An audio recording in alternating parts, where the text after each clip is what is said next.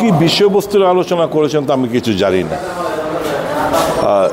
আমার তো মনে হয় মানে নির্বাচন নিয়ে আলোচনা হয়েছে, আদিবাসীদের উন্নয়ন নিয়ে কোনো আলোচনা করার মালিক তো চিফ মিনিস্টার না, কারণ যেটাই করবে ইউনিয়ন হোম মিনিস্টার আগে করতে হবে। হ্যাঁ, নিশ্চয়ই ইমপ্লিমেন্টেশনে সময় নিশ্চয়ই মুখ্যমন্ত্রীর একটা বড় ভূমিকা থাকে, কিন্তু আদিবাসীদের ডিমান্ড ফুলফিল করতে গেলে ইউনিয়ন হোম মিনিস্টারের সঙ্গে আলোচনা ক্রমে এটা করতে হবে।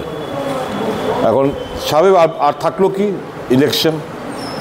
আমার তো মনে হচ্ছে আগামী এডিসি এবং ভিলেজ কমিটি ইলেকশন নিয়ে এবং সুপ্রিম কোর্টেও মামলা একটা এর মধ্যে মামলাটা অন্তিম পর্যায়ে রয়েছে। এফিডেভিট জমা দেওয়ার জন্য 2 সপ্তাহ সময় চেয়েছে। আমার তো মনে হয় ওই এফিডেভিটে কী বয়ান থাকবে সেই নিয়ে আলোচনা হয়েছে বলে আমার ব্যক্তিগত ধারণা, কারণ ওই আদিবাসীদের ডিমান্ড ফিমান্ডগুলো নিয়ে এই অ্যাপ্রোপ্রিয়েট মালিক এই মুহূর্তে মুখ্যমন্ত্রী না, এটা হবে Amit Shahji, union home minister. নিয়ে আলোচনা মুখ্যমন্ত্রীকে কী করবে? মুখ্যমন্ত্রী is one of the tripartite এগ্রিমেন্টের একজন হচ্ছে ত্রিপুরা সরকার, ত্রিপুরা মথা আর union home chief secretary, home secretary আর ত্রিপুরা মথা। ট্রাইপার্টি এগ্রিমেন্ট যা করতে হবে ওখানে দিল্লিতে বসেই করতে হবে। তাহলে এখানে তো বসে যদি কেউ বলে যে আমরা এগ্রিমেন্ট নিয়ে আলোচনা করেছি, আমি বলবো এটা সত্য থেকে অনেক দূরে।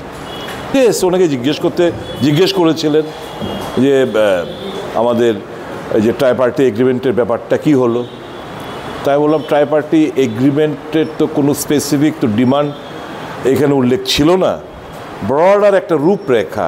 এখন 6 মাসের মধ্যে মেটেরিয়ালাইজ করবে বলেছিলেন, এখন অবধি তো কিছুই হলো না, প্রায় 2 মাসের কাছাকাছি আমরা এসে পড়েছি।